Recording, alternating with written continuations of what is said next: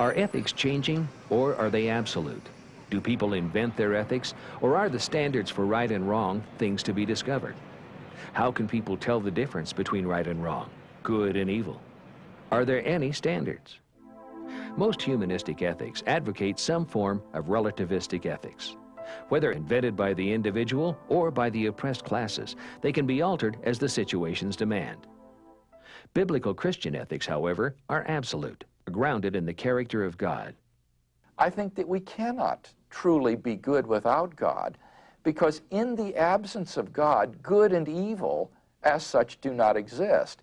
So without God, we cannot be good, but neither can we be evil without God. In the absence of God, everything is relative. Moral values are just expressions of personal taste, like I like vanilla, and somebody else says, well, I like chocolate. In the same way, someone says, well, I like love and mercy and compassion. Another person might say, well, I like sadism and cruelty and hurting people. And neither one is right or wrong. It's just an expression of personal taste. The revealed ethical order can be the only true source of morality. Moral values are discovered, not invented by humans. C.S. Lewis, the famous apologist and writer, wrote, "The human mind has no more power of inventing a new value than of imagining a new primary color, or, indeed, of creating a new sun and a new sky for it to move in." Christian ethics are grounded in the character of God and are revealed in both general and special revelation, biblical law and natural law. The biblical worldview says that because humans were created in God's image, they have God's law built into their consciences.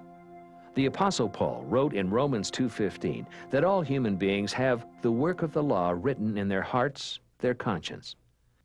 Most people, even if they claim to be moral relativists, still have these intuitions about morality.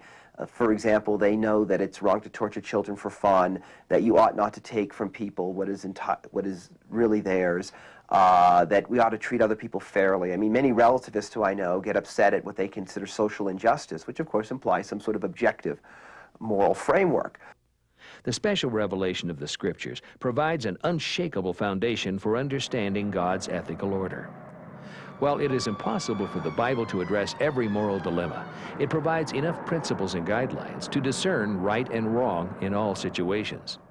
God has a special revelation in the Bible where he spells out in detail his law, such as in the Ten Commandments in the Old Testament, the Sermon on the Mount in the New Testament by Jesus, or Jesus' great summary of it: love the Lord with all your heart, our vertical duty, and our horizontal duty, love your neighbor as yourself. Christians must live according to these revealed ethics.